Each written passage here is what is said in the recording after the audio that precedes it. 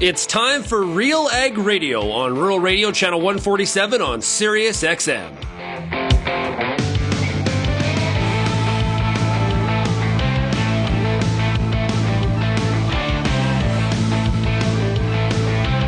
RealAg Radio and RealAgriculture.com is your home for insight and analysis of the issues that are impacting your farm business. Let's get real and get connected with RealAg Radio.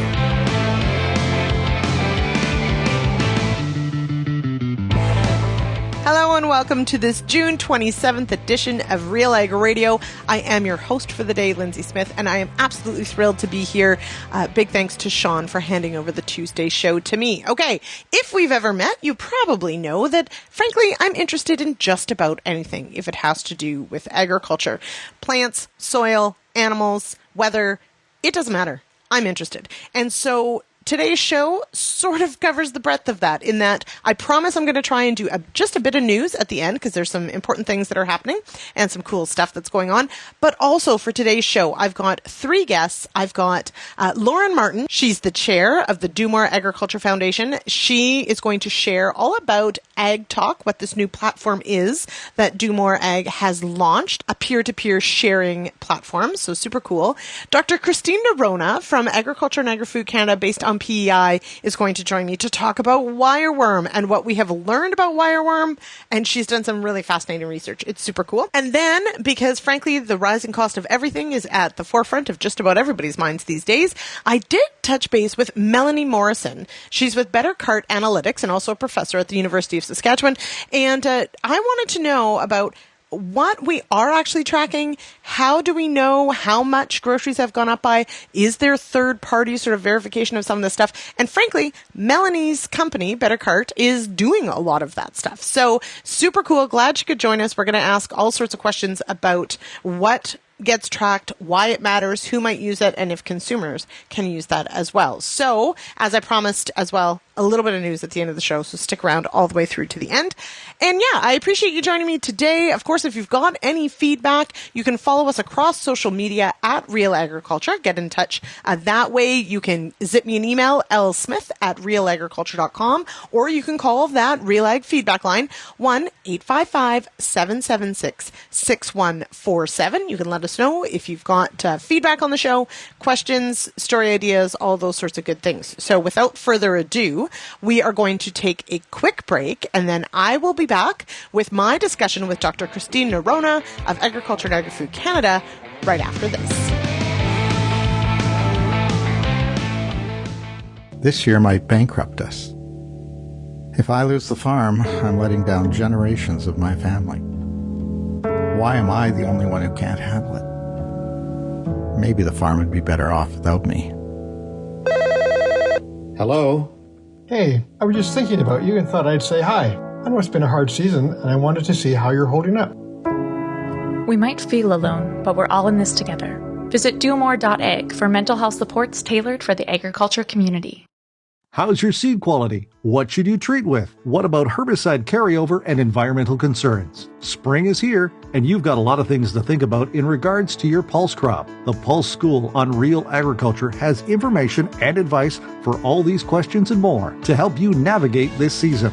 Brought to you by BASF.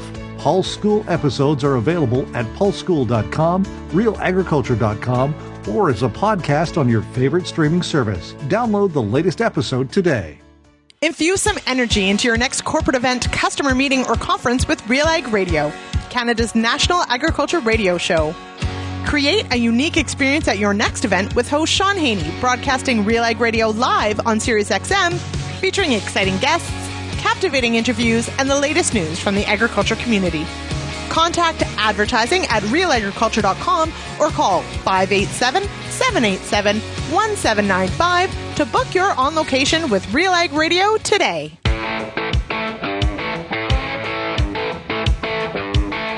Welcome back to RealAg Radio.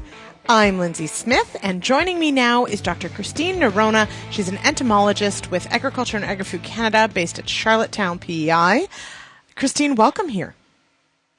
Thank you. Thank you for inviting me to speak. So you work with wireworm, and this is a pest that across Canada, while they may be different types of wireworm, it's still a pest that's a huge concern for many. You're in PEI. I'm going to guess wireworm is a particular issue for the potato crop. How big of an issue is this pest for PEI? Okay, it used to be a really big issue several years ago, and the province in 2013 estimated it to cost about over $7 million. That was the estimate. This was in 2013. So populations were increasing, and they were not just increasing, but they were also spreading across the island. The problem was really, really big, and growers were having to plow their crop into the ground. They couldn't harvest it. Wow. So what has changed since 2013? So we started working on this pest. The first time we saw it was in 2004 when a farmer had to plow his crop into the ground. And so we started working on it, and over time we discovered that if you grow rotation crops like mustard and buckwheat, those two rotation crops, we found that those two crops suppress the population. So that was something that the growers adopted. They started using these rotation crops prior to potatoes, and they also, we kept testing insecticides as well. Most of the insecticides we found that were registered would just paralyze the insect. It wasn't killing them, so it didn't reduce the population. The one that growers were using was Thimet, which they really didn't like to use, and it was an insecticide that was the PMRA wanted to take it off the market, so they kept it on because there was nothing. They kept it registered because there was nothing in the system. But we kept testing new chemicals, and now, just 2 years ago, one of the chemicals, prophenolide, got registered for wireworm control. So now they have that as well. Mm-hmm. Right. So, but that is certainly, as you mentioned, some of the products that were on the market or are on the market, they really just slowed the pest down, sort of stunned them, didn't actually control them necessarily in any way. Your work, though, is looking at feeding behavior of wireworm, but also survivability in our winters. So walk me through a bit about the life cycle of the wireworm as we understand it and what your work is sort of exploring. So we do work on looking at an integrated pest management approach to controlling this pest or suppressing this pest. So we wanted to know a little bit more about the movement of this insect in the ground, because in order to know if a field is infected, growers would have to put in bait traps. Now, the wireworms are in the soil, so you don't see them. So we didn't know where they were in the soil profile. So if at certain times of the year they are up at the surface and at certain times they are down below. So we wanted to see when do they move down to overwinter and when do they come back up to the surface, so that when a grower goes out and puts the traps out, they're putting it at the right time. They're not putting it too early or too late and then getting false information. So we did this study where we looked at movement, like how deep do they go into the ground? When do they start to go?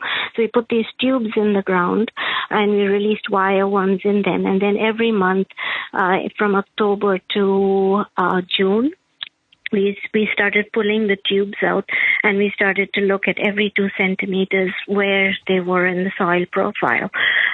We also looked at the temperature in those tubes, like what the temperature was at different depths. We went right down to 80 centimeters.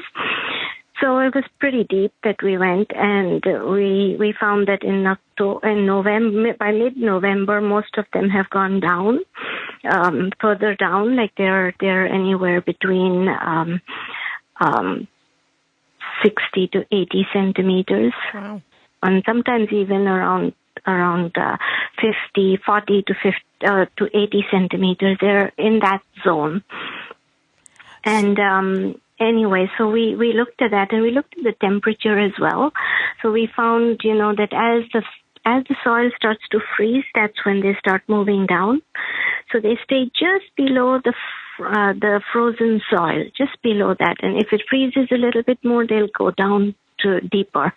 And then we found that they come up back to the surface sometime in April when the temperature is between 8 and 10 degrees. The soil temperature is between 8 and 10 degrees. That's when we see them coming back up to the surface. So we know now when they come up. So if a grower wants to go and put bait traps out, they have to be put out when the temperature is between 8 and 10 degrees, the soil temperature, so that you do get a better understanding of what your population is, because they come to the bait traps. This is fascinating that you would put little tubes, because wireworm are very small. So I have seen, and we'll include on the website with the post here, we'll include some photos that you have of your work. It's really quite fascinating to see the little the way that you were measuring where the wireworm are in the soil profile, which is very cool. Now, have you observed changes or surprising things about what these wireworm can survive as far as temperatures? Yes, definitely. So we also wanted to see how cold does it have to get to actually kill them. And because now we knew what the soil profile was and what temperatures were at different depths. So it doesn't go down, like the lowest we found that it went down to -5, and then it's usually about -2, -3. That's where the temperature is at around the surface, around the first 15 to 30 centimeters. But what we found, so we took these beetles, these wireworms, and we put them into a cold chamber, and we froze them, and they can survive.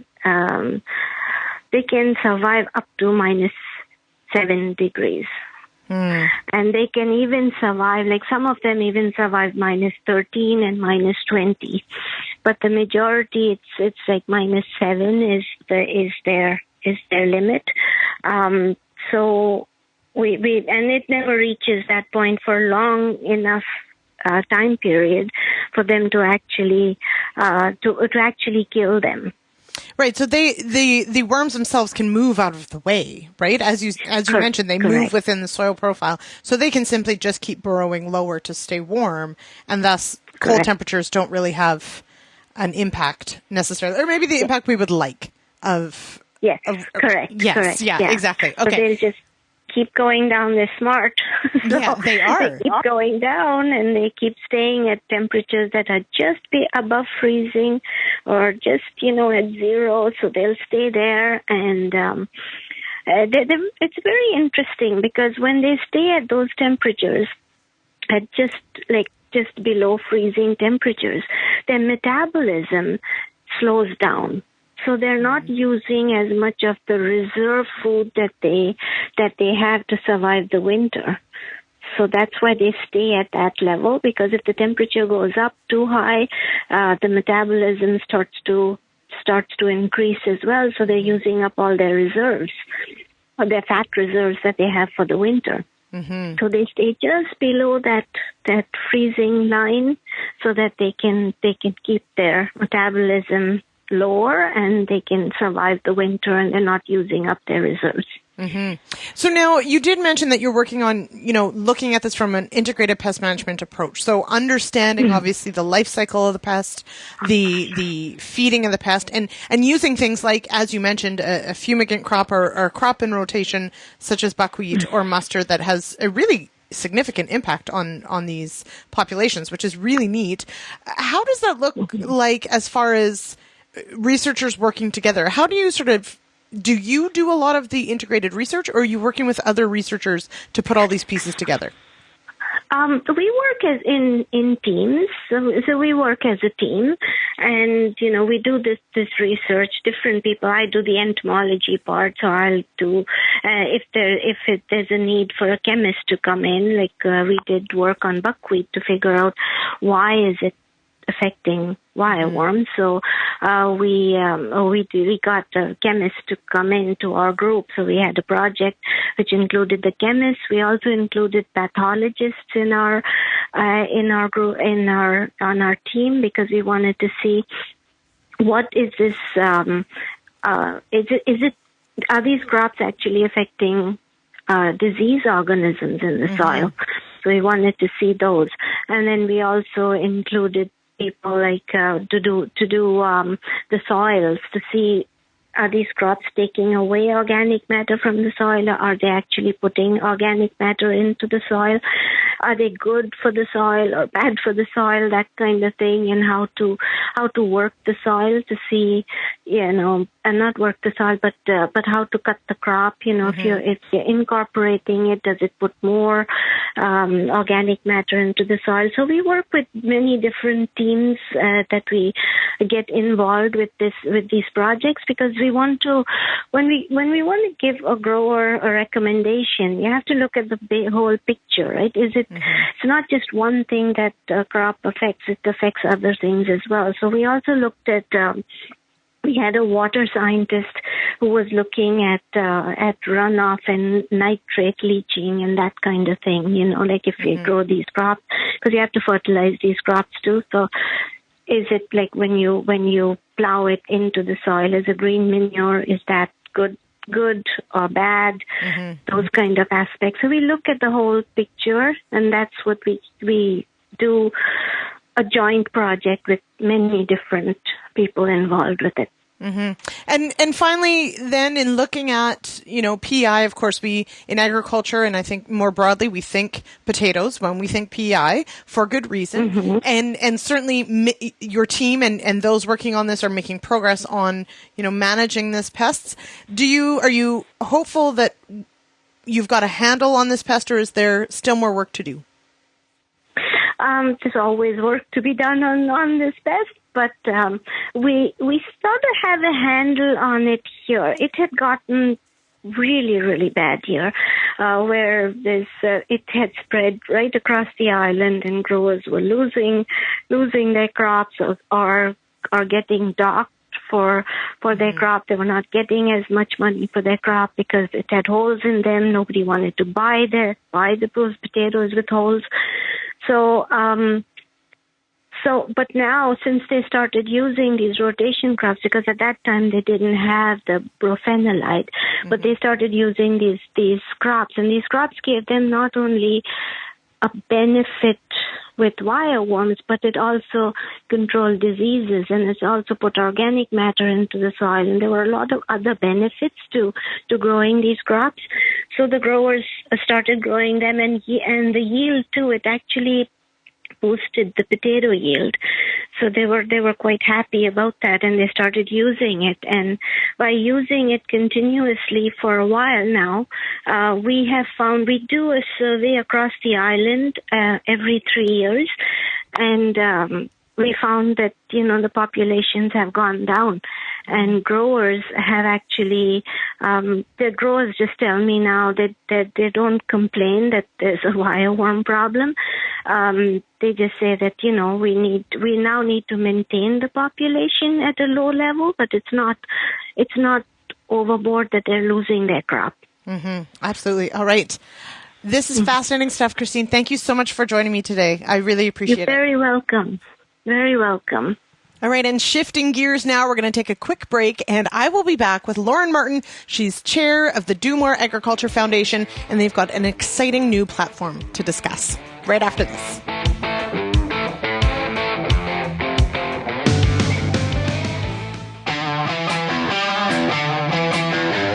Advanced canola trait technology is here. And it's soon to be the talk of the town. Optimum Glide delivers excellent yield potential and agronomic trait performance. Improved crop safety.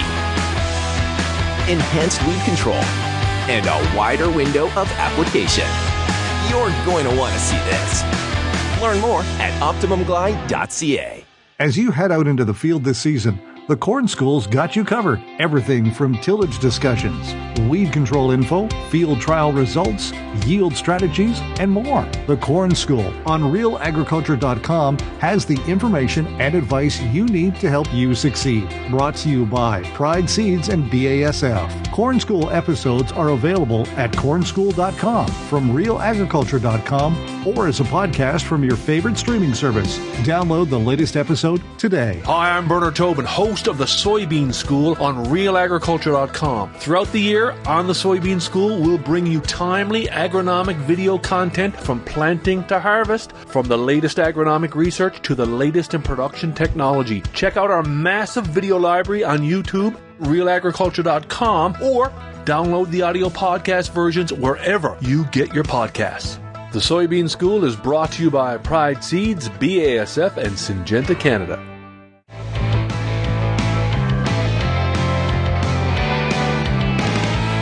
Welcome back to Real Ag Radio. I am your host for the day, Lindsay Smith, and this segment is brought to you by Granubor by US Borax. Ask for it by name.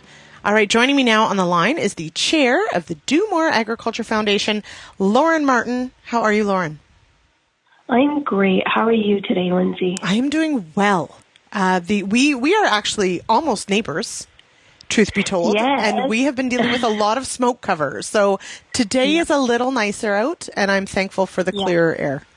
So I will tell you an aside, and I'll tell the audience an aside. I was up around 4 this morning for God knows what reason. It was so hazy outside. Mm-hmm. I thought it was smoke, but I think it was just mist. Right. Thank God you couldn't see anything. Yeah, exactly. So. Yeah, we did. We had quite the storm roll through. Anyone who had joined me on the Agronomist last night, I did actually lose power. So hosting a live stream, anything can happen. Lost power for a little blip. Came back. It was all good, but it was quite the storm that rolled through. So we are thankful for the moisture. It certainly has improved our air quality, so all good. Speaking of good, there is some exciting news out of the Do More Ag camp, and that is the announcement of AgTalk. Now, this is powered by Together All, which I don't know what that is, so I'm going to ask you. But tell me about AgTalk. What is this platform? Sure. So absolutely. First of all, I must say that all of the credit and all of the thinking really goes to the staff of the Do More Agriculture Foundation, and particularly our executive director, Megs. In saying that, Megs has traveled across the country over the past year. Honestly, she's put on a lot of miles to understand what it is our community needs and wants from a mental health champion like Do More. And out of that thinking and listening and learning, we recognized a need for a peer-to-peer support platform. So that's what AgTalk is. It's a peer-to-peer support platform for those people who are struggling with mental health issues. But as we all know, living in rural areas, sometimes mental health resources are not that easy to access. And it also takes quite a bit of courage to reach out to them. So in addition to all the things that are out there, Together All is a peer-to-peer platform where you can talk to your peers about what it is that is going on. That's a bit of an overview. I know you'll have more questions, so we'll get more into the details too. Yeah, absolutely, yes. And so the difference here, this is a peer-to-peer sharing platform. This is for 16 plus, as you said, but bilingual and moderated. So tell me about the moderation part of this. So there are clinical moderators that are going to be online as well. Sure. That's an important component that I did leave out of the overview, so I'm glad you redirected me to that. That is the unique and wonderful feature of Together All, the platform that offers this service. So it is clinically moderated by mental health clinicians. It's fully anonymous on the front end, but given the platform's technology, moderators can monitor the conversations that are going on and can flag for any concerning words or behaviors or anything like that. You also mentioned the 16-year-old piece, and that's an important component as well. 16 years old is the beginning point of the service because that is the age of consent. So an important note there that you picked up on. Now, also, so I've, been to the Do More Ag website. Is this browser-based, or is there also an app, or is it just going to be browser-based? So there, you know what? I don't know if there is an app, but what I can tell you is that last night I signed up on my phone, and it is extremely mobile friendly. We recognize what this industry is, what this community is, right? It's a lot of individuals on their smartphone devices. They're not necessarily sitting in front of a computer like me 24/7. So it does. You can access the platform extremely easily through your phone. I did it last night. The technology is really set up for mobile users. Which, so here at Real Agriculture, of course, we do host this radio show, but of course we have an entire online platform as well at realagriculture.com. And that is one of the things we, of course, have tracked for our agricultural audience. Such a huge percentage of our audience is mobile. So everything has to be mobile friendly. And really that's how we design essentially everything we do, is understanding that, farmers in our rural audience, they've got their phone in their hand, they've got tablets wherever they go, and it's got to be mobile friendly. So glad to hear that for sure. Now, you did mention it's anonymous. I wanted to highlight that as well. This is obviously peer-to-peer, so these are people in agriculture sharing their experiences, but people can choose to remain completely anonymous. Yeah, absolutely. I mean, there's not a lot of identifying factors. So again, I'm glad that I went on last night just to see really how it works. And as an example of the kind of the level of rigor in which they maintain anonymity, I chose a username. I guess they felt it was a little too identifying, and then they decided to ascribe me a different username than the one I had chosen. So probably the technology had picked up that, the username I chose has been used in other platforms, and they changed it. So there's certainly a true on paper commitment to anonymity, and I can tell you now from user experience that is matched. Now, this is, of course, supported by, and I do want to send a shout out to your supporters here. This is made possible through the support of BASF, RBC, and the McCain Foundation. Do More Ag Foundation obviously is a not-for-profit, absolutely focused on mental wellness within the agriculture industry. How does something like this come to be? You mentioned Megs Reynolds, of course, traveling the country, trying to figure out what was needed for our industry. Tell me a bit about that, about how that sort of all comes together. Well, first of all, the top line message there is how internally grateful we are for the partnership of these organizations that you mentioned, BASF, RBC, and the McCain Foundation. Yes, you also had it right that Do More Agriculture is a not-for-profit charitable foundation. So the way we deliver services is through private partnerships and some government funding as well, but by and large private partnerships. And certainly Together All was brought to, or AgTalk was brought to life through the private partnerships with those three companies. So something that's quite incredible, and again speaks to the commitment of the partners, but also of Megs, is that from conception to launch, this program came together in a year. So it was just last year that Megs really identified the need for the peer-to-peer support. And from there solicited interest. And honestly, BASF, RBC, and the McCain Foundation were there from day one, every step of the way. Absolutely. All right. Lauren, I'm going to direct everybody, domore.ag. So Do More Ag is the website if you want to check it out for more information. And there's the link there to AgTalk. Get signed up. This has been wonderful. Thank you so much, Lauren, for joining me on the show today. Yes, thank you very much for having me. We're very excited about this program, and we really hope it helps. So please do sign up and register. Wonderful. All right, I'll be back with more RealAg Radio right after this.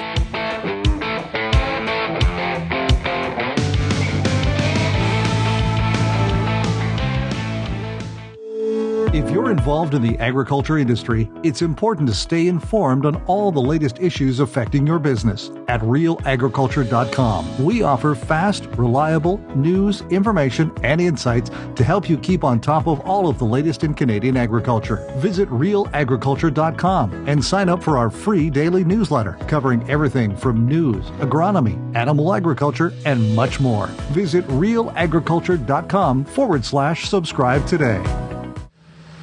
Whether you're seeding, harvesting, or anything in between, the Wheat School on RealAgriculture.com has you covered. Timely agronomic information from industry experts available online anytime.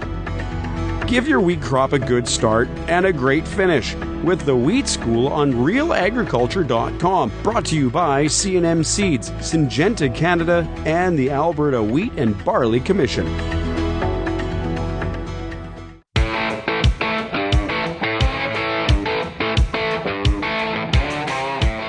Welcome back to RealAg Radio. I am your host for the day, Lyndsey Smith, and joining me now is Melanie Morrison. She's CEO and founder of Better Cart Analytics.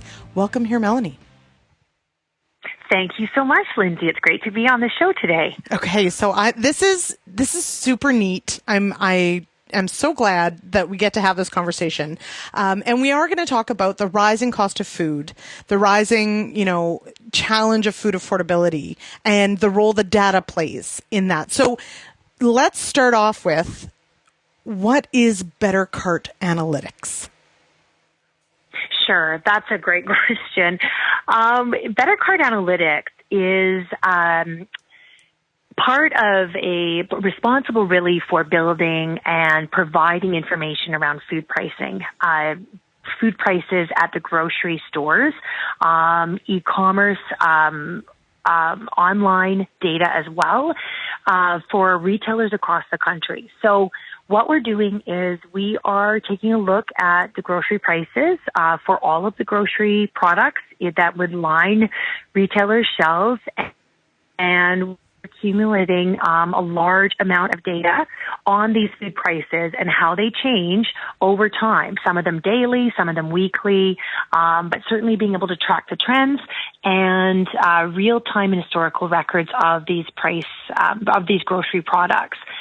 So we are building one of Canada's, if not Canada's largest independent neutral food pricing database in the country right now, and looking to for the many ways in which this can inform the public, it can inform companies, it can inform industry associations, and really help them understand what they're doing in their own walks of life, their own occupations, and around pricing and strategy and food affordability.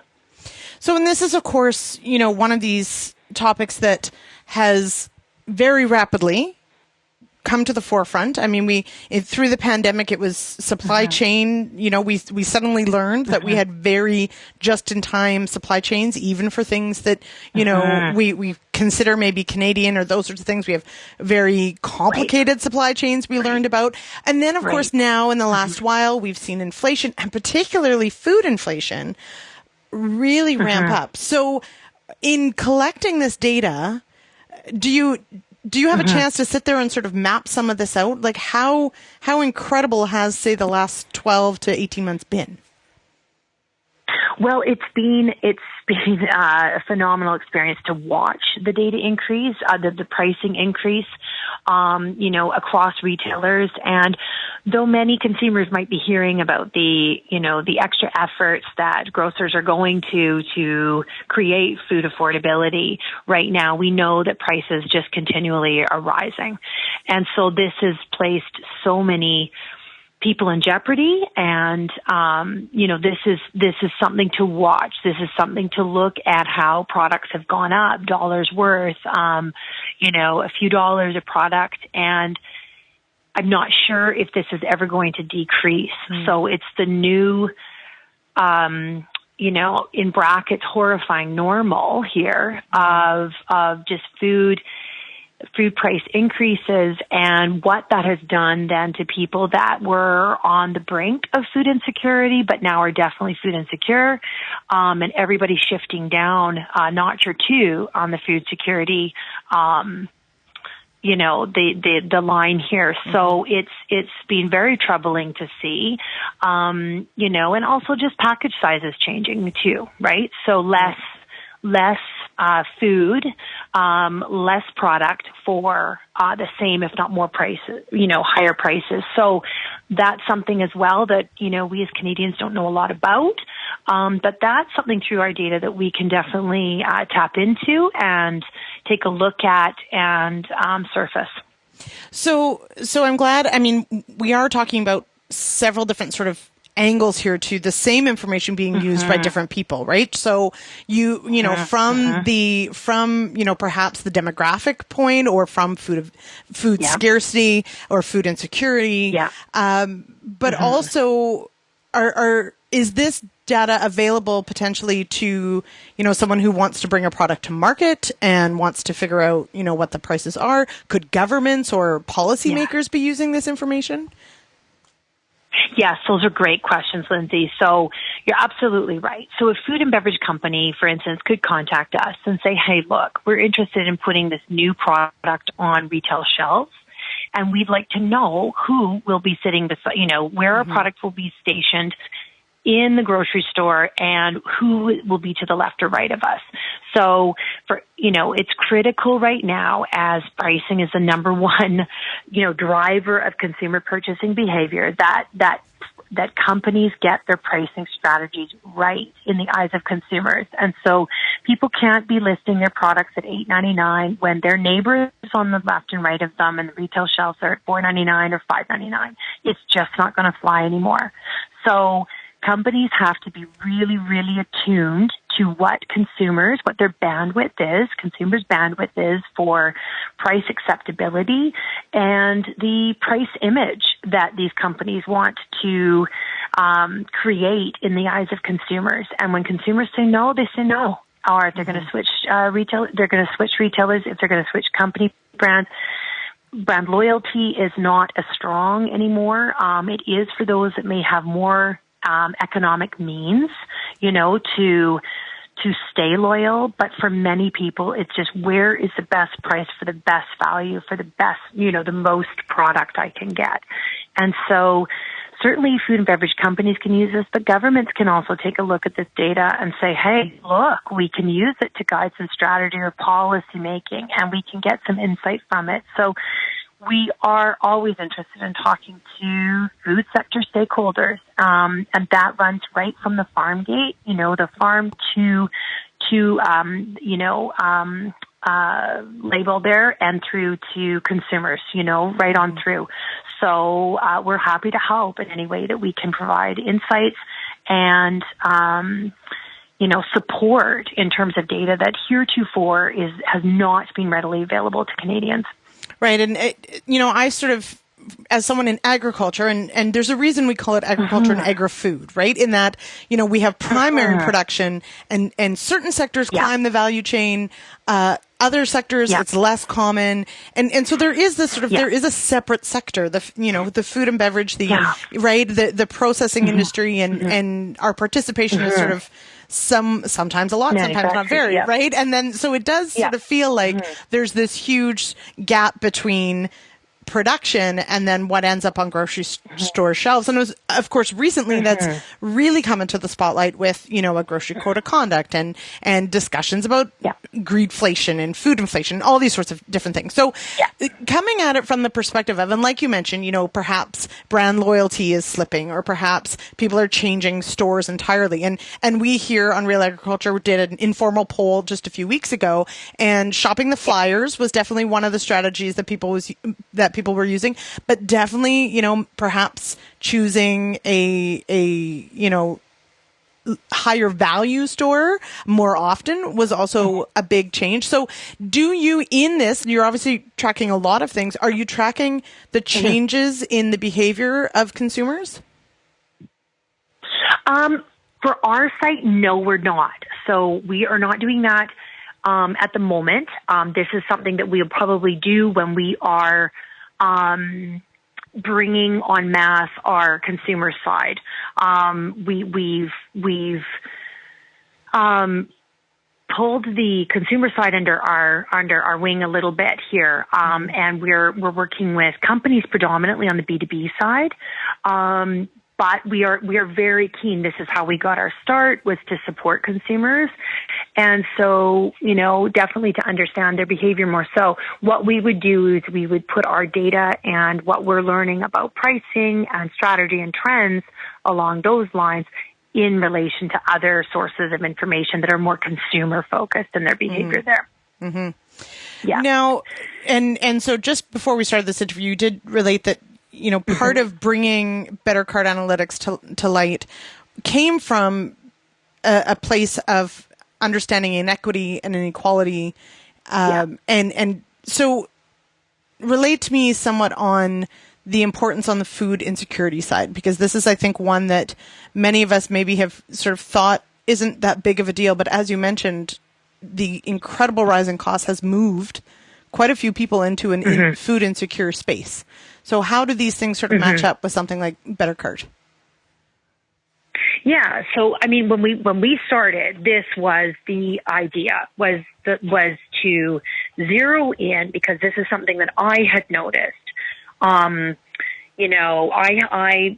had my first child, actually, Lindsay, and I was sitting there saying, look, you can get goods, baby things, baby goods at a store A or store B, and that could be, $20, $25 difference right there. And so I thought this is rather ridiculous that we don't have any source of information for consumers to be relying on and just telling us, should we go to store A or store B? Should I turn left or right after work? What should I be doing here? And so we knew we never return the goods. We never shop at the other store that we found the best price at. So it's a lot of extra work. And so I thought, we can automate something. We can digitize this process, and we could probably use technology to provide some information that is more holistic to consumers as well, to give us some idea about pricing and where we can go to get the best deals. And so this was a massive extension from something like flyers, that are a little more erratic. They're random. You can't always fill a shopping cart based on flyer data, and sometimes they're not the best deals. They're certainly not. So we know that, yes, they can help, but we wanted to bring the full catalog to consumers, and that's what we started building back in 2019. So we have built up, and we're happy to work with consumers as well. Like, this is the thing is, we're probably, because of skyrocketing food prices, we're probably going to open this up to consumers to see if people want, a grocery list run, for instance, and, can determine, we'll help them determine whether or not they should be going to, store A or store B in their vicinity. We run across from coast to coast to coast with data here in Canada. So it's an excellent bit of insight for consumers, and we're happy to work with consumers if they'd like to contact us, and we can be looking at how do we help them individually. We're also looking at working with some nonprofits to ensure that people have better access, and when they can get groceries delivered, what would that look like? Can we run some grocery lists for people so they know where to go to shop? And if people are helping people, say, with disabilities, one person shopping for several individuals, what would that look like for them? And really trying to assist here. And, just in terms of what you were talking about, that break between agriculture and agri-food, we are also working with some industry associations to help them understand retail pricing.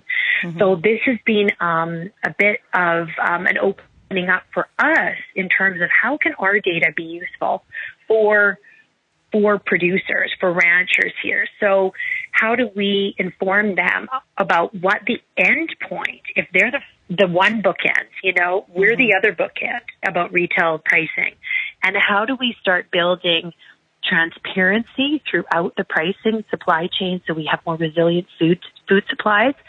And what does that look like? So we, without spreading ourselves too thin, we do want to be assisting, and certainly the consumers will always be part of our value, our values as a company to support people and to help them get the best deal, because we know times are just so difficult right now. Mm-hmm. I would love to, somewhat facetiously, but no, really, love to check the data to see if I really am paying double for certain things, or if it's just my mind playing tricks on me, because I'm pretty sure there are certain items that yes, thank you, that I know I'm paying double for from not even that long ago. Yeah. And I am someone, I know not everyone does it, but I'm someone who is always, memorizing sort of, is it a good deal, not a good deal, because I know what I usually pay. Absolutely. Yeah, and not everybody does that, I have discovered. So anyway. Well, yeah, they're lucky if they don't have to. Right. But some people can shop that way. That is a luxury, right? Yeah. But most of us are triggered by the fact that we go into a store, and this is for people that even bypass delivery because they're not ready to pay or willing to pay a delivery fee, right? Yep. They'll pick up the groceries on the way home or something along those lines. And so, who can afford to go into a store and see $4.99 and then, 6 weeks later, $5.99 and then $6.29, and then you're up $1.50 before you know it on that single item. Mm-hmm. Well, that adds up, and that's layering in that extra $30 to $100, and then try feeding a family. Mm-hmm. It's just over the top right now. So we can see this. And that was the purpose of our company when we started, was really to be providing, all of this machine learning and AI-driven price comparisons. And so we have that effectively happening here, and it is always a shock when you see the prices go up, and it helps just affirm what you're seeing with the naked eye, with your own ability. And we just know that people as humans, we're not, where are you going to keep track of all this, right? So there isn't even that technology oftentimes that makes it easy for consumers. So we definitely want to be a part of the solution there. And so we have, we're helping companies get started to get on the retail shelves, but we'll always swing to consumers too, to support them and help them out here, to be saving money at the grocery store. So again, we're available for those conversations and want to push that forward. Wonderful. All right, Melanie, thanks so much for joining me on the show today. Oh, you're so welcome. Thanks for having me, Lindsay. All right, and that brings us almost to the end of today's show. We've got one last segment, so we're going to take a quick break, and I'll be back with some top news right after this.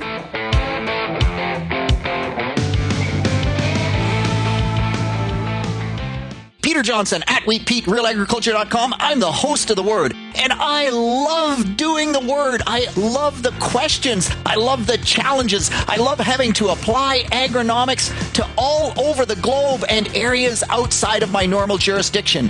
Also, I love the feedback the most, where growers challenge me, tell me about their plot results, help me to learn. The Word, absolutely the best part of my day.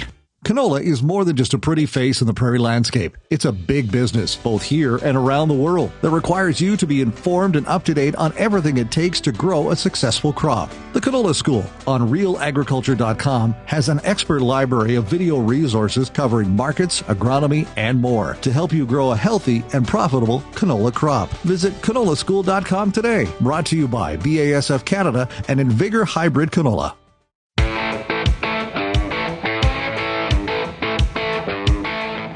Hello and welcome back to RealAg Radio. I am your host on this Tuesdays with Lindsay Smith. Welcome here. All right, it's our last segment. I don't have a lot of time left, as you can tell, because, well, let's face it, there was a lot to tackle today. So there are a few news items, though, that I wanted to make sure that I bring to everyone's attention. There's some cool stuff going on. There's some important stuff. So if you tuned in to last Tuesday's show, also Friday's issues panel, you heard us talking about the financial sustainability of disclosures and the standards As of Monday, as we were told, Canada did establish its standards board regarding these financial disclosure statements. The international body that is doing this as well released the first 2 versions of, I think there's 4 to be expected. We'll look into that. Anyway, that was released. So Canada now has a board that is in a position to modify and adopt these particular financial disclosure standards.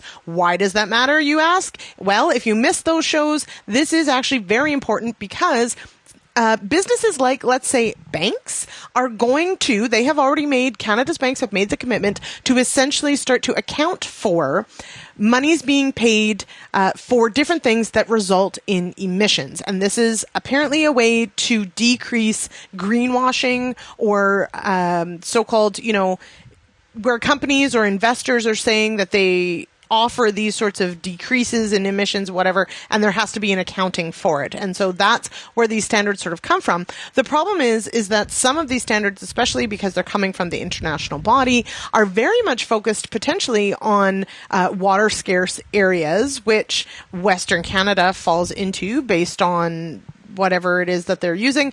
And it could mean a significant change and a significant demand on ranchers and farmers to further explain where they're spending money, what they're spending money on as far as emissions go. And realistically, this could significantly impact the burden of reporting on farmers and ranchers as it will be asked for by potentially some of the companies that they deal with. So farmers and ranchers themselves, are they going to have to necessarily abide by these standards? Maybe not directly, but the companies that they deal with will, and therefore, as we said on Friday, stuff rolls downhill. So keep that in mind.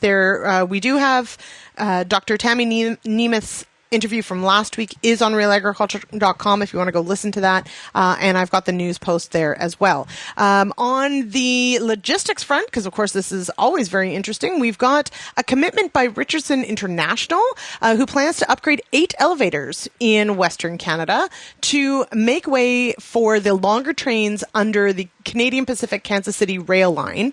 So they have, the CPKC has an 8,500-foot high-efficiency product model, so that's a HEP model, and so Richardson is going to start the work to upgrade to make room for these huge trains. The elevators that are going to get the upgrade: Lacombe, Carsland, Provost and Olds in Alberta, Estevan and Whitewood, and Nokomis in Saskatchewan, and Dundonald in Manitoba. So if you are in those areas, you can watch for those crews, and that's what they're doing. They're working on updating the track there for at those Richardson elevators. Okay, what else is happening this week? Of course, Parliament is quiet this week. They've taken their break till the fall, so we'll see what happens over the summer. There was, of course, a giant mess in Russia, in case you missed it. And so later this week, of course, we'll be looking at what impact that is having on the markets. So tune into tomorrow's show with Sean Haney.